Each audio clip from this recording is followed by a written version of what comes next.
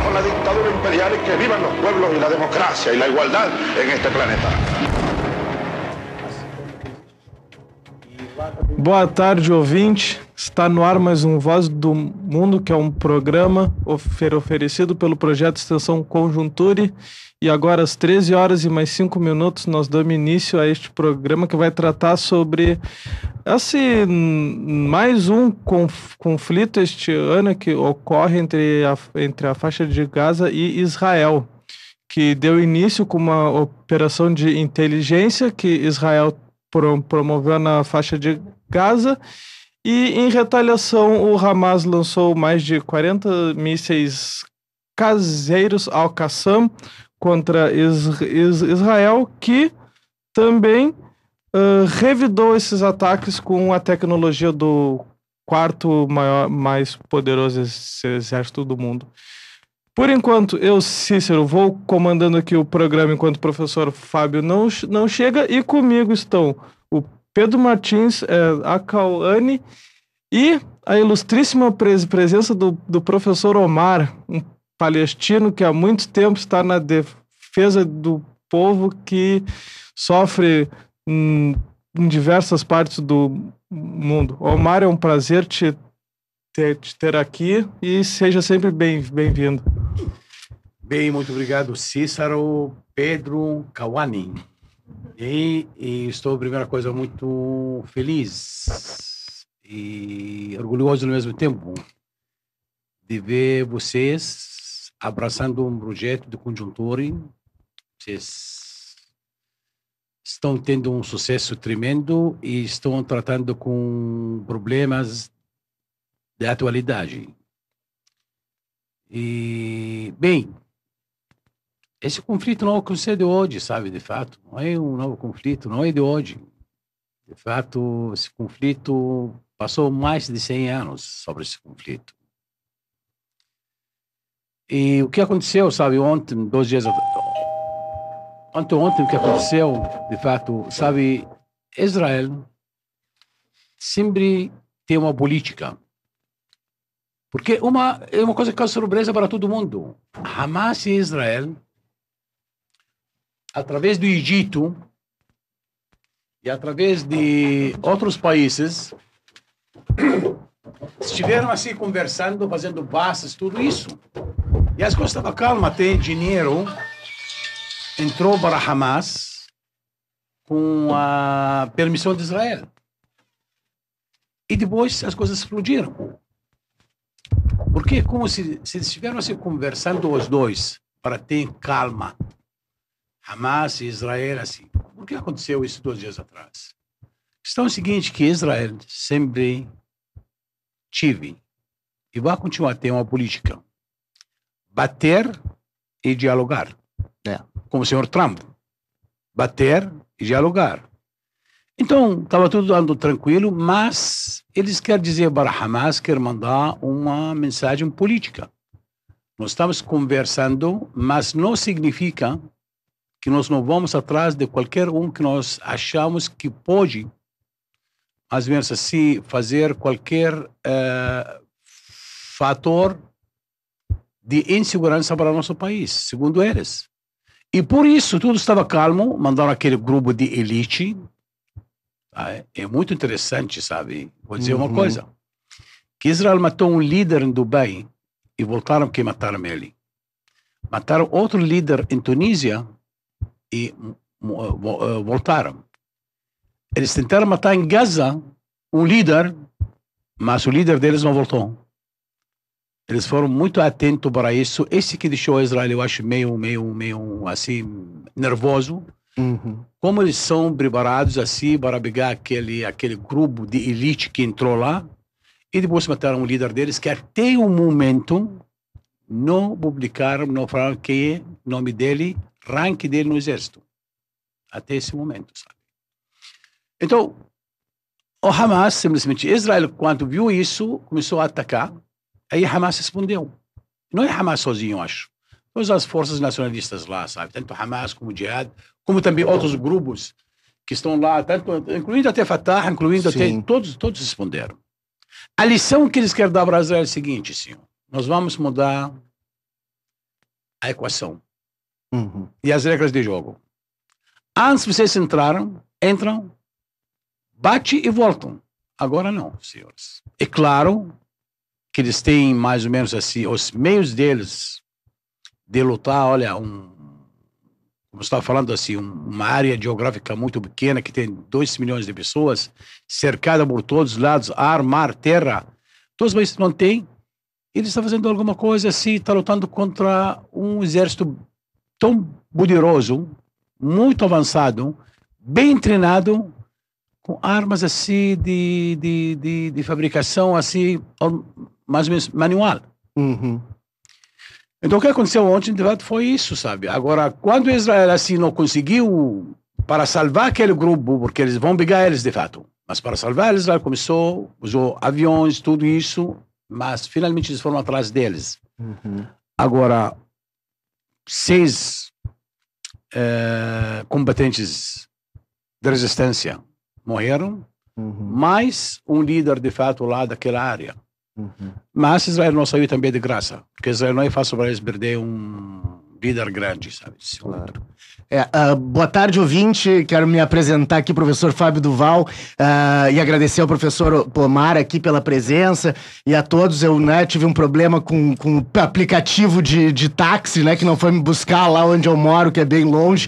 Então cheguei um pouco atrasado, mas ouvinte, boa tarde. É um prazer estar aqui conversando com o professor Omar, diretor do Centro de Integração do Mercosul da UFPEL, né? E agradeço o Cícero por ter aberto o programa aí, né? E vamos lá, vamos continuar o papo. Eu peguei o bonde andando. Vamos lá, Pedro. Não, é só para apresentar mesmo.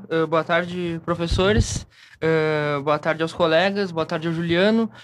Hoje a gente conta com a ilustre presença do professor Omar, que foi ex-representante da Organização da Libertação. Não? Desculpa, foi que tinha me falado. Então, a gente tem um grande desconhecimento até, né, sobre essas questões. A gente que tem esse acesso ao conhecimento, mas muitas pessoas têm desconhecimento sobre esses conflitos de Gaza e Israel e Palestina. E hoje a gente tem uma oportunidade, que agora é um relato pessoal, a gente tem as cadeiras de economia com o professor Omar, e após as aulas a gente já conversou algumas vezes sobre a questão da Palestina e do Oriente Médio. E acho que não existe experiência mais agregadora do que tu conversar com quem vivenciou. Uhum. E, no caso, vivenciou esse conflito triste e, na minha opinião, covarde de Israel, mas que é de fundamental importância para o entendimento geopolítico da região. É importante para colocar para o ouvinte aqui, né, que a Palestina já existia muito antes de Israel, né?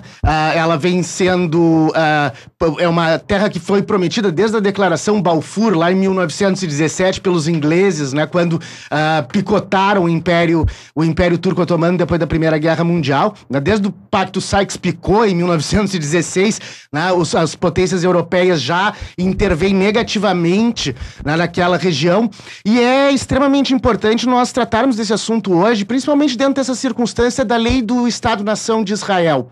Né? O Likud, o Benjamin Netanyahu, estão tomando posições absolutamente contrárias a qualquer processo negociador, como nós já tivemos no passado entre o Yasser Arafat e o Yitzhak Rabin, que talvez tenha sido o momento mais avançado que se chegou, né, de alguma tentativa de negociação do conflito, mas que o Likud, o Benjamin Netanyahu em Israel, a extrema-direita no mundo, na verdade, né, se colocarmos aí o Trump junto, né, e eventualmente até o nosso Trump tropical, né, nós temos movimentos muito claros no sentido contrário, né, ao da Constituição da Paz nessa região tão importante na história do planeta, né?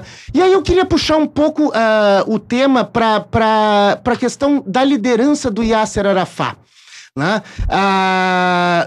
Esse ano, nessa semana passada, se lembrou os 14 anos da morte do Yasser Arafat, e o professor Omar, né, que tem muito conhecimento sobre essa biografia, eu gostaria de perguntar qual foi o legado do Arafat.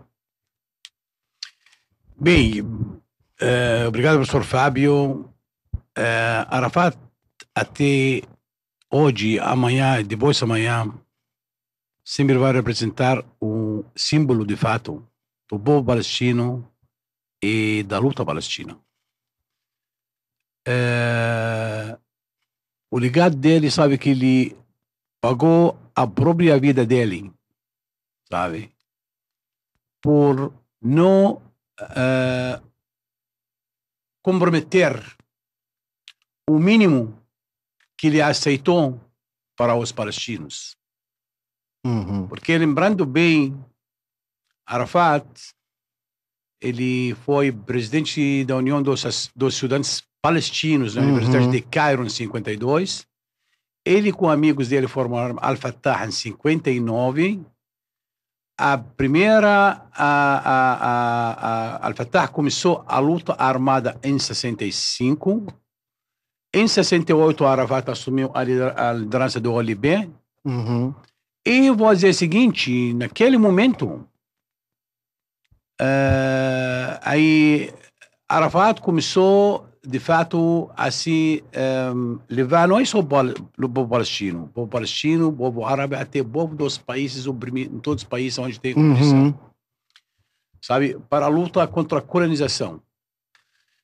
Bem, sabe que em Jordânia ele instalou lá, ele sabe, era muito difícil lutar contra Israel após 67 dentro de Cisjordânia, então começou a montar as bases em Jordânia, em acordo com o rei de Jordânia naquela época, permitiu que ele se instalar na fronteira, e a primeira batalha, quem conhece bem a história, foi a batalha de Al-Karama, em 68, enquanto 450 combatentes palestinos e únicos naquela época, sabe, enfrentaram, de fato, o exército israelense que entrou, e com o apoio do exército de Jordânia, conseguiram vencer a batalha. Foi a primeira.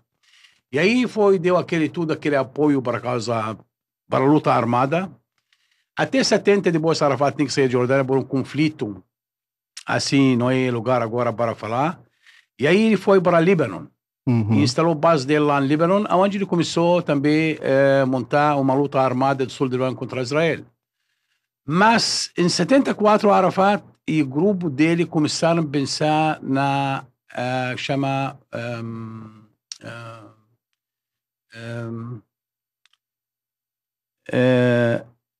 etapas,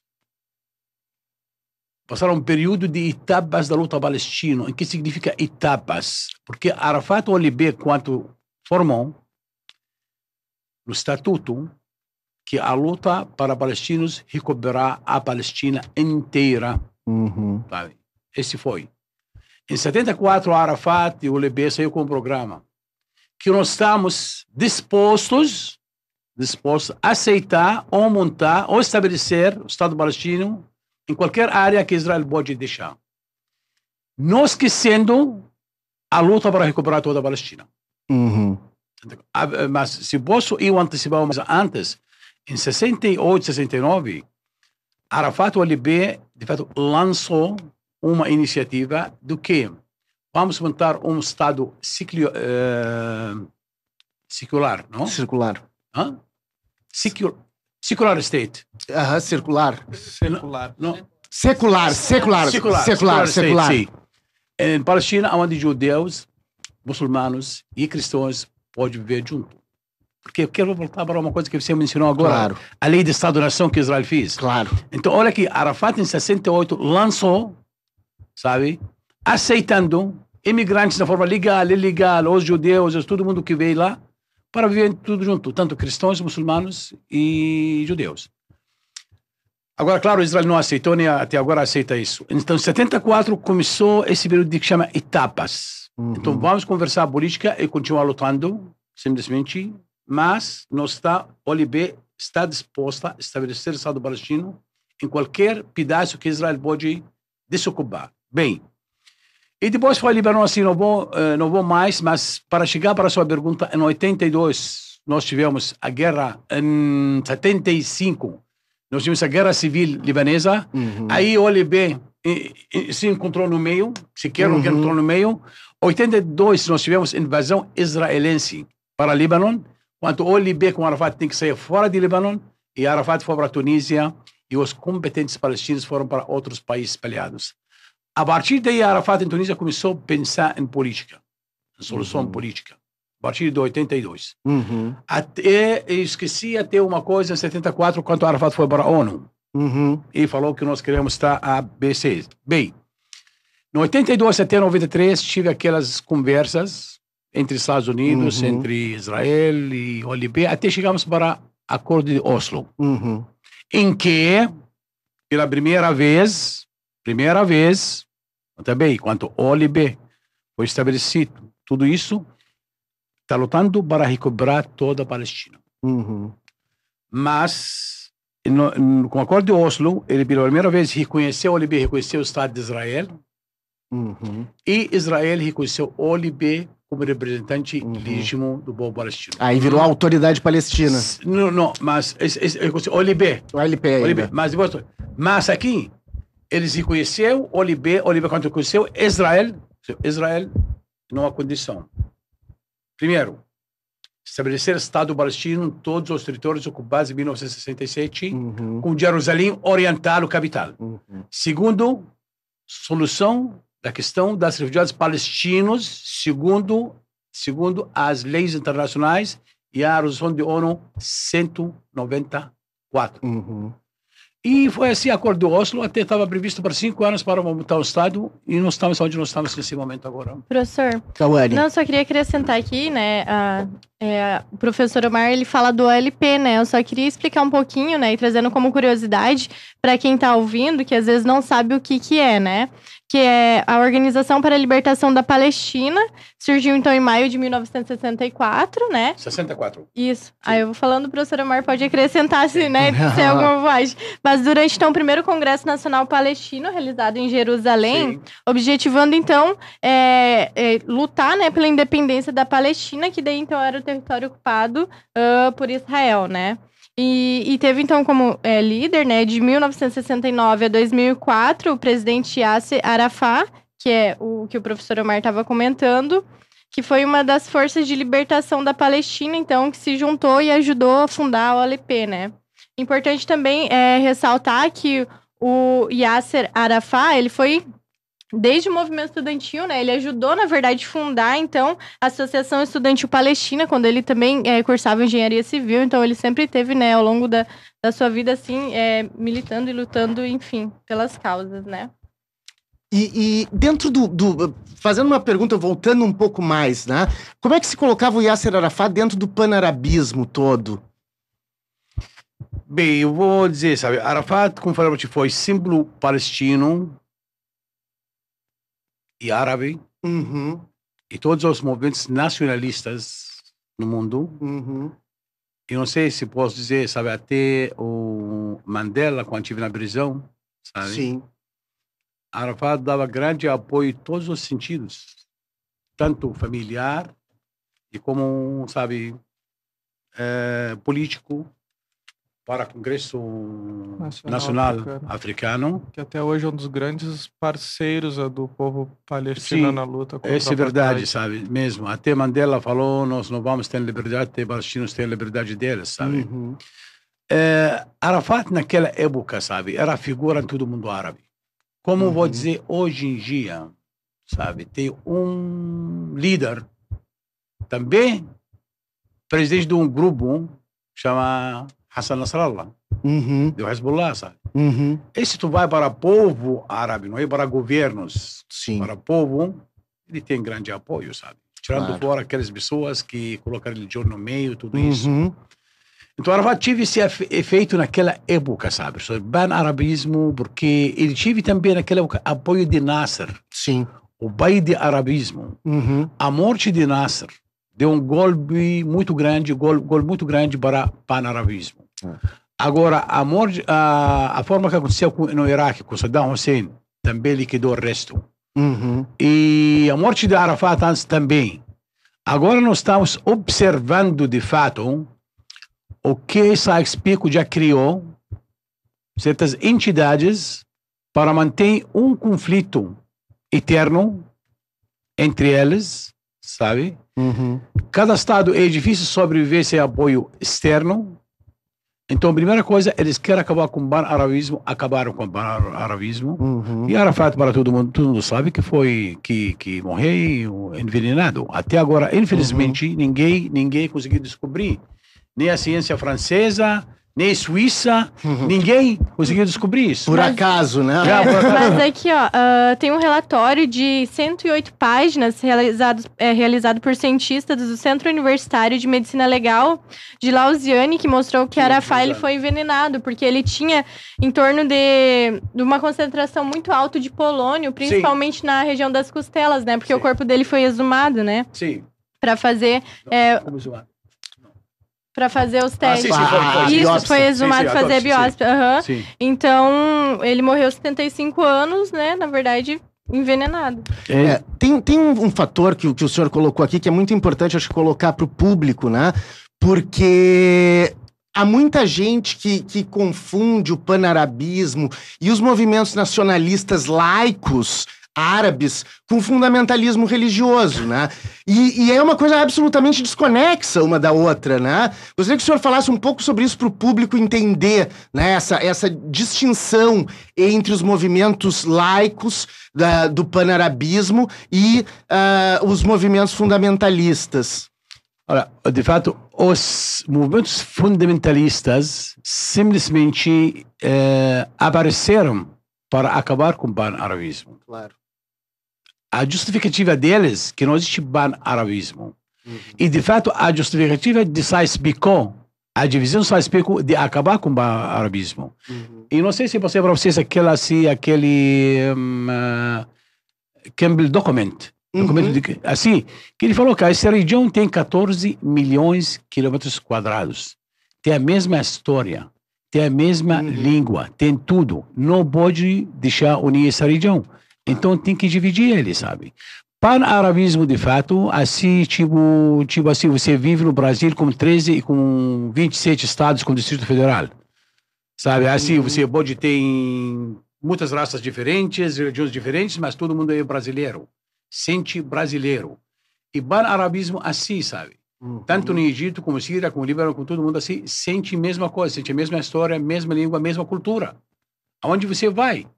Então, eles têm que acabar com isso. E aí começaram a surgir esses movimentos fundamentalistas em total contradição com o arabismo. Arabismo, de fato, contra esses movimentos. E a religião, olha, eu sou palestino, mas vou dizer para você, eu sou muçulmano, mas meu vizinho cristão, ele usa a mesma roupa que minha mãe usa, pai dele usa a mesma roupa que minha mãe usa, ele come a mesma comida que eu como, ele comporta a mesma forma que eu comporto, ele se vai, tudo isso. Então, qual é a diferença? A diferença é bom, a relação com Deus. Essa é a relação de cada pessoa. Isso não é pessoal, né? Essa é uma coisa pessoal. E por isso, hoje em dia, sabe, nós temos, se fala fundamentalismo, nós temos, de fato, cristãos, palestinos, sabe? A gente não gosta de falar essa palavra, sabe? Porque, finalmente, eles são palestinos. E nós temos também até judeus. Sim, o sionismo é um fundamentalismo judaico. Nós temos até, sabe, judeus, nós sempre viveram em paz conosco, sempre. Porque tem judeus palestinos. Claro. Que são como cristão, como muçulmano palestino. E tem o mesmo direito que qualquer um. De fato, quem tentou transformar, aí a diferença. A religião judaica para uma raça foi o movimento zionista. Porque sem isso, segundo eles, as coisas nós vamos se perder. Então, sempre eles falam o quê? Então, transformaram o judaísmo para a raça. Aí a questão é a seguinte, às vezes, com todo respeito, que diz respeito a todas as religiões, todas as crenças, agora, com todo respeito, se eu vou aqui no Brasil, toda minha vida brasileiro, e converter para o judaísmo, porque judeu, você pode ser judeu por duas formas, eu não sou expert nisso aí, não posso também passar meu limite, mas tem por conversão. Se eu sou convertido, agora vai ser convertido para o judaísmo, o que eu tenho a ver com a raça, sabe? O que tem a ver com a sangue, o que tem a ver com o DNA, sabe? Agora, eu posso acreditar na religião, não tem problema, mas nada a ver com a raça, sabe? A gente sabe isso. Então, mas essa é uma questão, de fato, não tem nenhuma relação, simplesmente esses movimentos islâmicos, de fato, se você vai procurar quem está apoiando eles, quem criou eles todos, tu vai encontrar foram ou para a Inglaterra no começo, Claro. e agora viram os americanos, nos Estados Unidos. É uma parte da história do mundo árabe que eu gosto muito, que é a figura do Nasser, né? E o Gamal Abdel Nasser, egípcio, Gamal né? Abdel Nasser, que toma o poder em 52. E o Nasser, ele vence o conflito do canal de Suez, ele derruba o rei Faisal, no Iraque. Aí Não, mas também Faisal também no Iraque, em função do Pacto de Bagdá, que era um pacto que os Estados Unidos ele queria fazer para criar um bloco anti. Está fazendo agora exatamente. Sim, outro pacto está fazendo. Claro. E a figura do Arafat, ela vem junto com o Nasser, porque, salvo engano meu, acho que o Nasser, ele luta também na guerra da Palestina. E é um sentimento muito que na época eu não vivi, é claro, mas acho que os livros nos trazem uma literatura muito rica sobre isso, de que o sentimentalismo aliás, é que o sentimento de nacionalismo e de uma identidade comum de um povo que está ali há mais de 3.000 anos, vamos dizer assim, eu acho que é 3.000 anos, né, Omar? Eu acho que realmente causou muito, muito medo no mundo. E com a guerra de 67, a dos 6 dias, acho que ali foi um golpe muito duro e que depois o nacionalismo árabe, ele na verdade ficou um nacionalismo cada vez mais nacional. E parte da solidariedade que podia sempre ajudar os palestinos foi posto embaixo do braço como a moeda de troca. Essa é a minha visão. Não sei se estou certo, mas é o que eu percebo. Não, você é muito certo, de fato, nesse sentido, porque Arafat, de fato, Nasser lutou em Palestina. Na guerra de 48, sabe? Lutou e descobriu, de fato, a falsidade dessas lutas que chama Exército Árabes contra Israel. Porque esses governos árabes, exércitos que lutaram contra Israel, também são criaturas de Inglaterra e França também, naquela época. A legião e junto com Israel. Como se você vai criar tudo de família, como você vai lutar contra Israel? São as coisas. O Gladstone, em inglês, trouxe um princípio da época do Júlio César, né? Divide et impera. Dividir para dominar, que foi o princípio, né? Da Sykes-Picot, Declaração Balfour. E nós temos agora novo Sykes-Picot, nesse momento. Nós temos novo Sykes-Picot na área, sabe?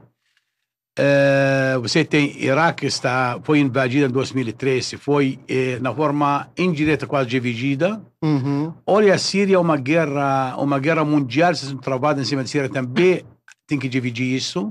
Sudão foi dividido. Líbia é um estado assim, Líbia foi dividido por OTAN, que eles querem implantar democracia naquela época. Iraque, mesma coisa, força que... Olha, só que botaram os curdos para governar o Iraque, né? Esse se chama novo Sykes-Picot. E nós, agora, palestinos, o que é aquele nome de Century Deal, acordo acordo de século, você fala? Century Deal, de senhor Trump. Sim, sim. Acordo do ciclo, você chama ele em português? Acordo de ciclo. Do século. Ele quer simplesmente, o senhor Trump, o seguinte, ele quer o quê? Quer acabar com a coisa palestina. Nós temos, primeira coisa, promessa de Balfour, agora nós temos pior do que Balfour, assim. Esse é pior. Porque simplesmente quer liquidar totalmente a causa palestina. E por isso o palestino, sabe, Abbas, apesar do que a pessoa mais moderada que talvez pode conhecer, sabe, até hoje, não pode, aí vem a ligação, que você falou, a Arafat Legacy, aí vem nesse ponto. Então, o legado do Arafat. O legado do Arafat, aí vem nesse ponto, sabe, ele vê o seguinte, nenhum palestino honesto está disposto a aceitar, sabe, os territórios que foram ocupados por 1967, a resolução da questão de refugiados palestinos, e estabelecimento do Estado palestino, sabe, ninguém vai aceitar isso. Sabe, esse infelizmente sabe que hoje em dia mais ou menos não está sendo cumprido lá e cada dia a gente está sentindo que Israel está estabelecendo novos fatos com apoio norte-americano. Nós vamos fazer um rápido intervalo agora e no próximo bloco nós voltamos com mais professor Omar aqui, e eu queria até trazer para o próximo bloco uma questão que é a questão dos refugiados palestinos, da diáspora palestina, né? Que é um problema gravíssimo, né? Dentro dessa circunstância das migrações, dos refugiados, né? Que esse conflito gera. Vamos para o intervalo, então daqui a pouco a gente volta.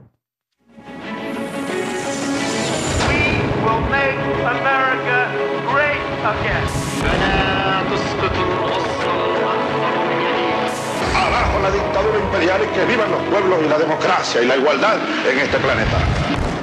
Boa tarde, ouvintes. Voltamos para o terceiro bloco do Vozes do Mundo, um programa que é um oferecimento do projeto de extensão Conjunture do curso de Relações Internacionais da Universidade Federal de Pelotas. Eu sou o professor Fábio Duval, do curso de Relações Internacionais da UFPEL. Estamos aqui para falar, né, depois da entrevista com o professor Omar, durante os 2 primeiros blocos, estamos aqui para falar sobre os temas da semana, né, como tradicionalmente fazemos no último bloco do Vozes do Mundo. Temos aqui na mesa de som o Juliano Lima e na mesa de debate Cícero Cruz, Cauane Ewald, Pedro Martins e eu. Né? Enfim, eu vou passar a palavra para Cauane, que tem uma série de assuntos aí para falar, desde o processo da CNN contra o Trump até a formação de uma força conjunta na Europa. Vamos lá, Cauane, vai lá. Vou começar então aqui falando da Merkel, da Angela Merkel, que ela é chanceler federal da Alemanha. E ela apresentou nessa última terça-feira, então 13/11, ao Parlamento Europeu, em Estrasburgo, sua visão para o futuro da União Europeia. Na verdade, ela fomenta e defendeu uma atitude mais confiante do bloco e afirmou que o tempo no qual a Europa, podia confiar, incondicionalmente em outros, países acabou. Então, em seu discurso, ela apoiou a ideia do presidente da França, o Emmanuel Macron, que já há algum tempo propõe a criação de um exército europeu.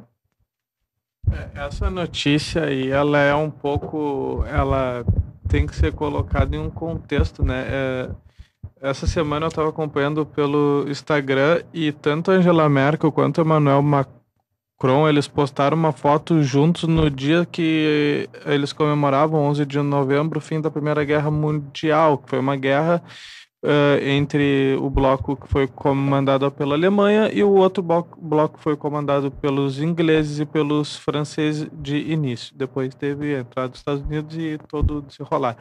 Mas os dois, eles postaram uma mensagem de união e postaram a mesma foto abraçados.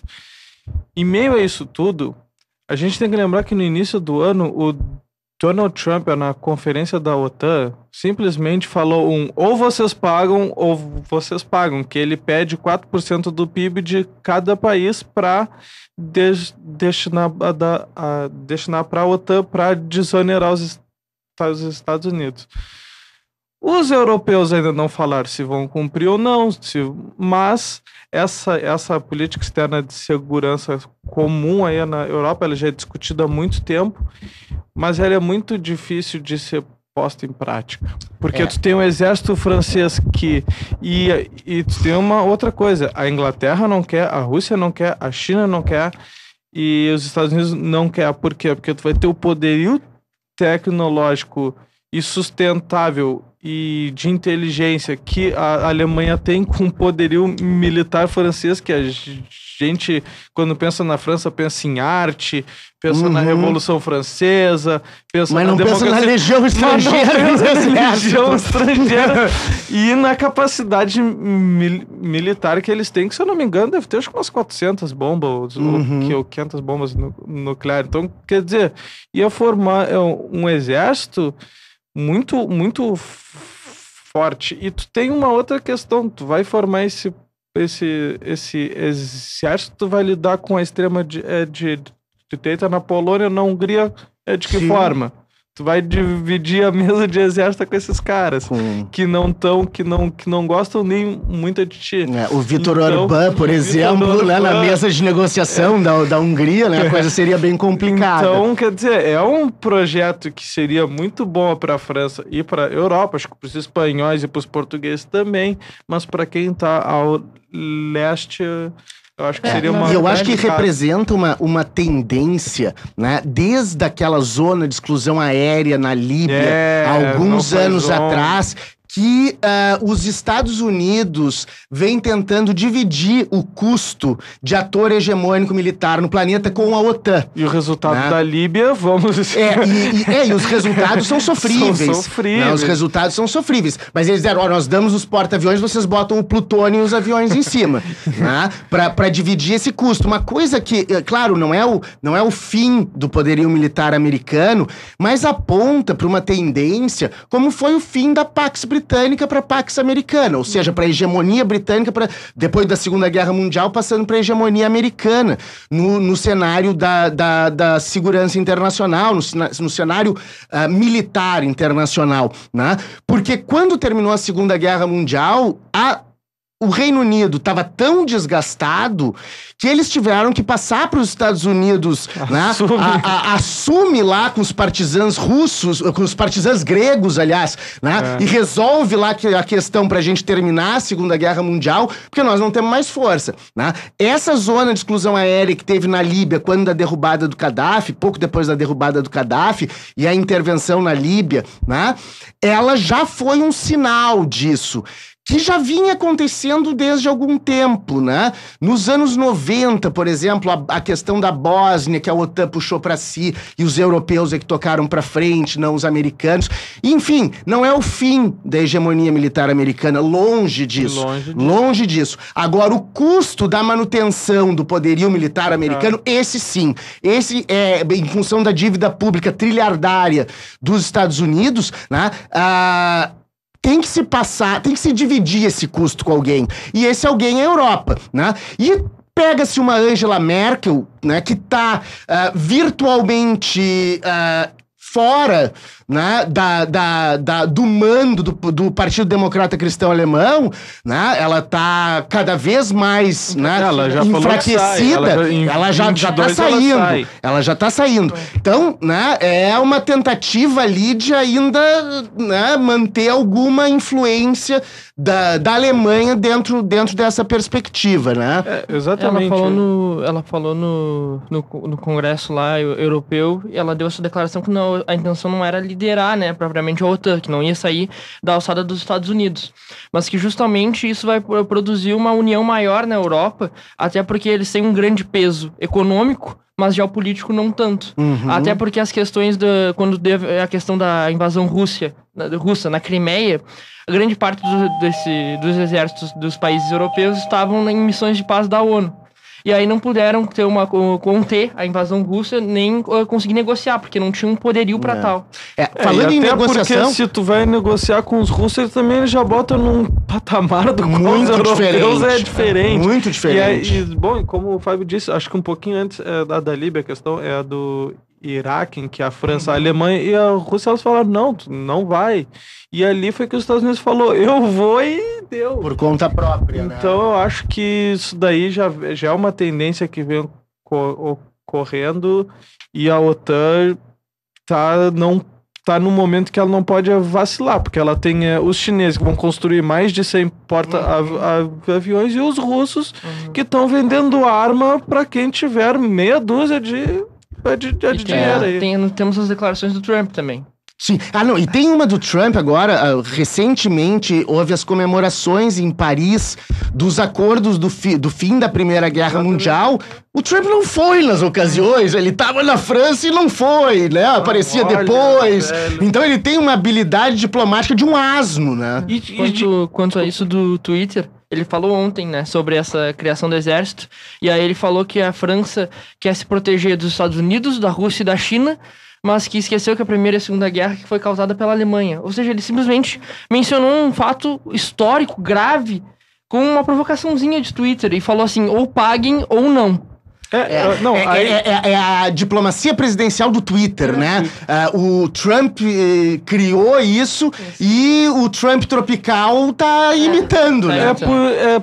É por isso que o Sergei Lavrov, que é o chanceler da Rússia, ele se destaca no mundo.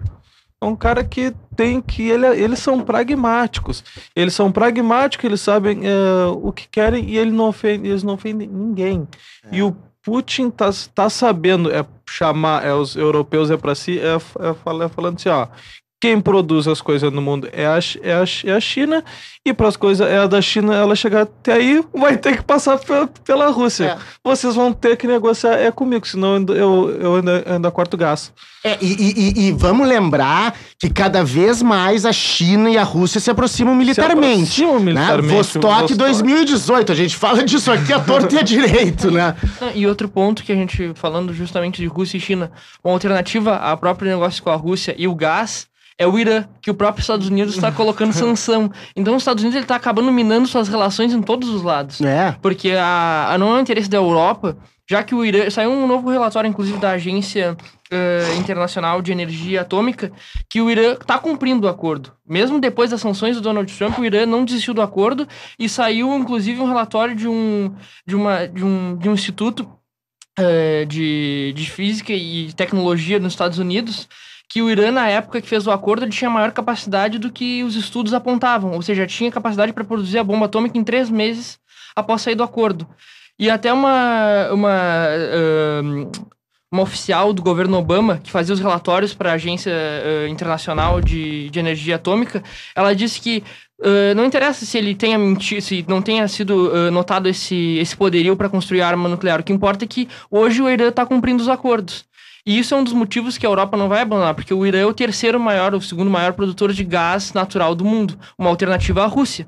Não, tu tem até uma questão, se o Irã ele é sancionado, tu vai cobrir o que o Irã ele pode produzir de petróleo de que forma, porque só os sauditas eles não vão dar muita conta. E tem uma outra questão do Irã com os europeus.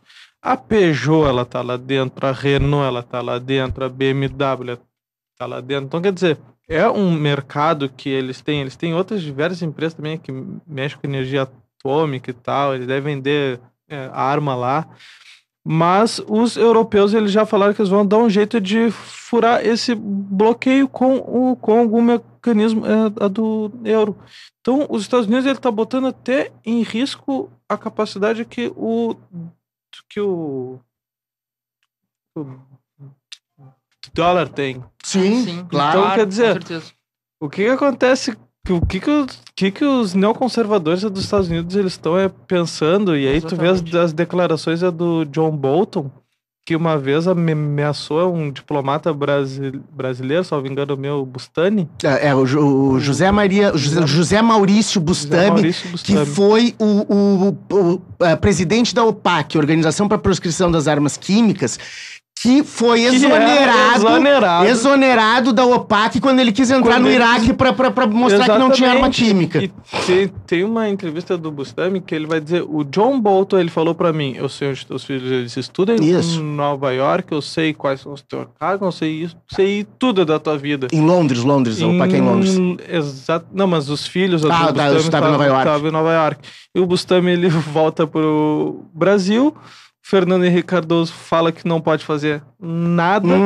E quando ele volta para Londres, ele recebe lá uma pessoa que estava no cargo que ele ocupava e falaram, bota tuas coisinhas numa caixinha. Bye, bye. E os Estados Unidos, ele invadiu no Iraque. Então é esse o nível. O Brasil não bancou. O Brasil não bancou a manutenção dele lá. E isso daí, segundo a entrevista, foi algo muito grave que fez o Itamaraty dar uma inflexão pro governo do Lula, porque os diplomatas, eles se sentiram na época um pouco... agredidos e sozinhos, não sei, ou abandonados. Claro. Que é complicado tu fazer isso. Sim, sem dúvida.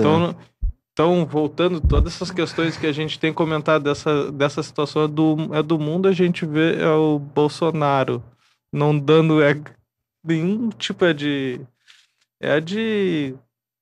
seguro para os diplomatas brasileiros, e os caras estão estão cada vez mais na mídia, estão falando, tá, e aí, o que eu vou fazer? E pelo discurso de política externa e pelo parco programa de política externa do governo do Bolsonaro, do futuro governo do Bolsonaro, que já está se metendo agora, o Paulo Guedes foi no Senado e disse que tem que dar uma prensa no Senado para fazer a reforma da Previdência. Acho que ele nunca leu a Constituição Federal, né? E aí, nisso ele falou, não sai. Né? E então, eu não tenho mais nada a perder.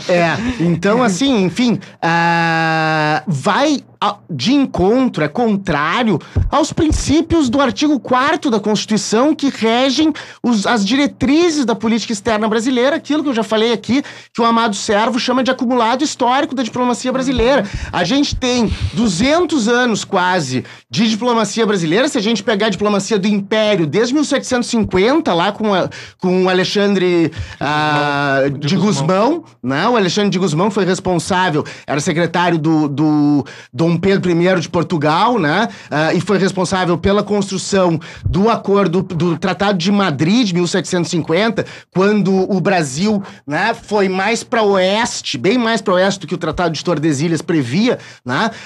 De 1542, não, 1492, isso. 1492, antes da chegada na América, já tinham dividido a América, né?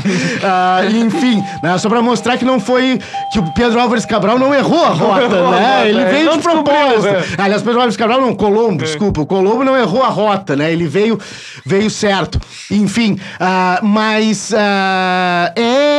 desde então a gente tem tradições na política externa brasileira que mantém uma coerência independentemente de governos, né? Não é a troco de nada que na época do Geisel, durante o regime militar brasileiro, a gente tinha o chamado pragmatismo responsável. A gente reconheceu Angola. Isso, reconheceu Angola, né? E outra, e vendíamos, a Imbel vendia arma para o Iraque, e a Volkswagen do Brasil, Passates pro Iraque, né? Na guerra do Irã-Iraque, nos anos 80, né? Tu olhava a televisão, aparecia uns Passat brasileiros passando, né? Passat era um carro bem comum nos anos 80, quer dizer, um carro bom nos anos 80, né? Aqui no Brasil não é o mesmo Passat alemão, né? Era um outro carro. Mas, enfim, tudo isso era vendido pro Oriente Médio, dentro dessa perspectiva de um pragmatismo responsável. E me parece que, apesar de todo o discurso de desideologização, né, da política, que, por exemplo, o projeto do Escola Sem Partido tenta passar para a população, né? Na verdade, a gente tem uma política externa altamente ideologizada que não leva em consideração essa, né, proposta pelo Bolsonaro, que não leva em consideração os interesses do Estado brasileiro. É uma política de governo partidária, ideológica e voltada, religiosa, né, sabuja das grandes nações, sabuja das grandes potências, né, que vão colocar o Brasil numa posição de subalternidade no mundo tão feia, né, para a imagem do Brasil no governo, quanto o Onyx Lorenzoni dizendo que a Noruega tem que aprender, né, a preservar a floresta com os brasileiros. Né? Foi convidado a virar embaixador do Brasil na Noruega. Né? O embaixador norueguês, com uma grande classe, né, deu-lhe um tapa de luva de pelica do lado da orelha, né, que deve ter deixado esse ex-parlamentar nanico, né, tonto. Enfim, e é o chefe da transição junto com o Padilha. E aí a gente retoma com a conversa com o Eliseu, com a quadrilha. Quando a gente retoma a conversa que a gente teve com o Omar, e a gente volta para a questão de Jerusalém, da política externa, com essa transferência da embaixada, e a gente já está sofrendo algumas retaliações dos árabes. E eu tava vendo um mapa... O Hamas já disse que não tá muito feliz. E eu tava vendo um mapa dos frigoríficos no Brasil, que abatem os animais de acordo com o que manda a religião, a do Islã, no caso. E são muitos. Aqui no Sul tem... São os maiores. Tu tem no Mato Grosso, tu tem vários. São Paulo, tu tem um monte. É uma quantidade absurda. E aí, imagina o futuro desses caras amanhã, porque se os árabes eles tiverem que cortar, eles podem não cortar dos Estados Unidos por uma questão de relação de forças, mas é bom alguém avisar, como a China, ela já fez, que o Trump não é o Bolsonaro, que o Brasil não é os Estados Unidos. A gente tem que manter uma política de ganho, ou de ganho é conjunto, ou de ganho é relativo, é constante, porque o Brasil ele está em crise fiscal, o Brasil ele tem uma crise que ela tem setores como a indústria que já estão sendo ameaçados pelo Paulo Guedes, que disse, eu não sei se vou salvar as indústrias. Então, e aí? E o que tu vai fazer? E aí que a gente nota como a política externa é algo muito marginalizada no Brasil. Sim. Ela não vem pro debate público, né? Pro debate. Então a gente vê que, sabe, a gente tá discutindo isso assim, mas as pessoas também não sabem muito o que te dizer, porque não sabem que o Brasil ele faz a parte. Sabe nem o tamanho da grandiosidade que o Brasil demorou anos e anos e anos para construir. Exatamente. Bom, como o Fábio disse, são 200, a gente pode pegar 300 anos. 196 para falar de Brasil de independente, Brasil. Né? Mas... A gente pode falar até quanto à China, né? Eu não sei se existe esse desconhecimento, mas a China comercializa com os 14 maiores... É o maior comerciante de 14 dos maiores estados brasileiros. Como é que tu vai cortar uma relação dessas? Ou como é que tu vai dizer que não... Até a gente tava até falando sobre isso esses dias, eu ficava comentando com o Cícero. Esse sistema de privatização, a gente comentou aqui, inclusive, no programa, privatização deixa o Brasil mais na mão da China do que já tá. Porque os únicos países que têm dinheiro para comprar alguma empresa de poderio estatal seria a China, os Estados Unidos. Então, na verdade, não existe uma racionalidade no que ele fala, no pensamento, no que vai acontecer após. É sempre um pensamento imediato de parece que quer gerar uma repercussão do que ele vai falar. Mas essa é a tática do Steve Bannon, a desfazer. Tu fala uma coisa absurda num dia, no outro dia tu vê mais ou menos o que deu e aí tu diz. Claro. E aí tu vai deixando uma situação de inseguridade muito grande, porque a gente tá vendo que ele já trocou ministro disso, já trocou ministro daquilo, ele já abriu e já fechou os ministérios, e a nossa política externa tá da mesma forma, assim. Então, assim, o chanceler que assumir no Brasil, ele vai ter que ser habilmente diplomático na reconstrução da imagem do Brasil. Porque o Bolsonaro, em setembro do ano que vem, ele abre a Assembleia Geral das Nações Unidas. Vai ser sofrível, né? Ele é seguido do Trump, né?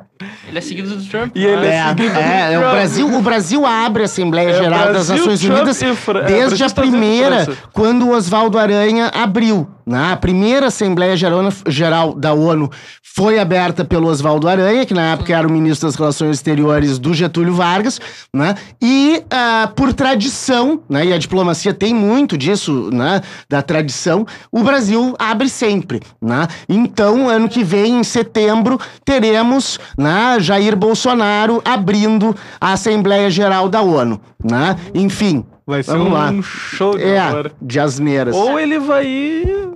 Ou vão escrever o discurso pra ele. Tá ok, tem que mudar. Tá, continuando aqui, então, falando de Vai Trump lá, e um pouquinho do Brasil também. Antes, só queria mandar um oi pro Roberto aí da RI, que tá nos acompanhando, né? Mandar um beijo pros alunos. Legal.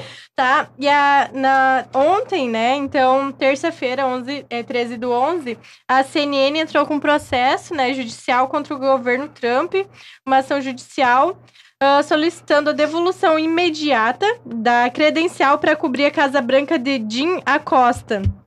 Que é, então, segundo a CNN, houve uma discussão entre o Trump e o jornalista, e o Trump acabou tirando a palavra dele, né? Mas isso, segundo a CNN, fere a 2 artigos, vamos dizer assim, da Constituição americana, e por isso, então, eles estão entrando com processo. Eu vi a entrevista, a coletiva. Ele mandou o cara da CNN calar a boca. Né? Mandou o cara da CNN calar a boca e sair da sala, porque fez uma pergunta, né? E aí ele disse, vocês poderiam, né, ganhar muito mais se falassem a verdade, ou coisa assim. Porque o Trump, ele botou agora a Raquel Dodge dos Estados Unidos como procuradora da União. E isso pode acarretar com que a investigação que o Robert Mueller ele conduz para saber se os russos eles interferiram nas eleições ou não,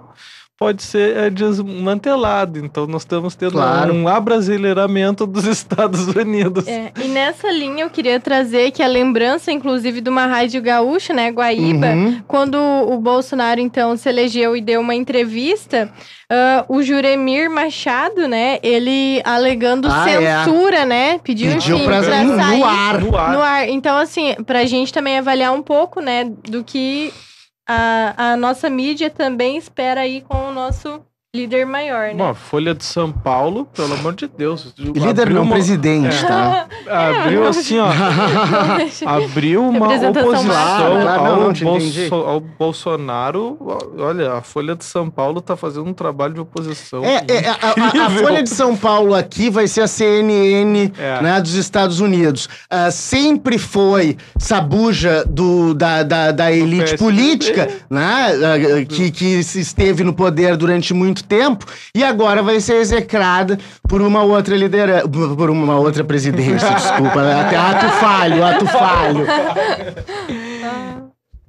Vai lá, Pedro. Eu tenho uma notícia do Oriente Médio, que a gente tava falando sobre os Estados Unidos minando relações, e a gente tem mais uma relação, agora não por culpa do Donald Trump, né, mas na Síria, a gente tem diversos grupos em guerra, né, a gente tem os rebeldes e tal, e dentre os rebeldes que estão contra o governo do Assad, a gente tem os curdos. E os Estados Unidos apoiando esses curdos, eles estão a oeste do rio Eufrates, na verdade, eles estão colocando em tensão a sua relação com a Turquia. Porque em uma operação para acabar com o exército do Assad ali naquela região, eles acabaram cruzando uma linha vermelha que a Turquia diz que os curdos não podem, os curdos rebeldes não podem atravessar aquela linha. Então essa é na província de Manbij. Então, tipo, os Estados Unidos têm mais essa questão para resolver, que é justamente essa negociação entre curdos e turcos no Oriente Médio. O Erdogan vai sentar o pau nos turcos ali até não querer mais. Bom, enfim, saíram até as gravações do Khashoggi, mas nós não vamos poder falar nisso, porque saiu. Porque nós temos 2 minutos, né? Enfim, agradecendo o ouvinte aqui pela audição e pela visão, né? Porque nós estamos na câmera também no Facebook. Acho que estamos. Acho que não. Não? Tá, não, então abanei pra câmera aqui pra ninguém. Enfim, vamos finalizando esse programa, né? Que versou em grande medida sobre a questão palestina, entrevista com o professor Jabr Hussein Dib Haj Omar, né, diretor do Centro de Integração do Mercosul da UFPEL.